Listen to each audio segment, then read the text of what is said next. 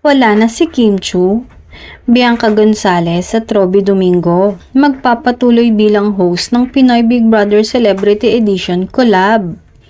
Sa ginanap na contract signing ng pamunuan ng ABS-CBN Studios at ng GMA Network para sa pangatlo at espesyal na edisyon ng reality show na Pinoy Big Brother para sa mga bituin, ang Pinoy Big Brother Celebrity Edition Collab.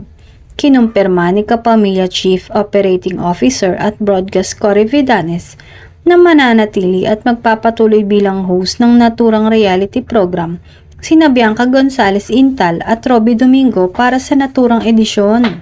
Labis ang pasasalamat ni Bianca at Robbie na sila ring nagsilbing host ng makasaysayang tagpo sa loob mismo ng bahay ni Kuya sa muling pagtitiwala sa kanila ng Kapamilya Network at ang pagsasama naman sa kanila sa edisyon na ito na katatampukan ng Kapamilya Talents mula sa Star Magic at Kapuso Talents mula sa Sparkle na patutuloyin at pagsasamahin sa iisang bubong.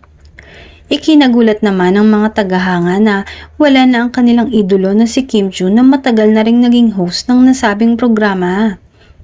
Siguro daw ay dahil magiging busy din ito dahil sa paparating na pelikula niya at serye kasama ang aktor na si Paolo Avellino. Bukod kina Bianca at Robbie, i-aanunsyo rin sa mga susunod na araw ang mga makakasama nilang host na posibleng madagdagan rin ng isa o higit pang kapuso dahil nga collab sa takdang panahon.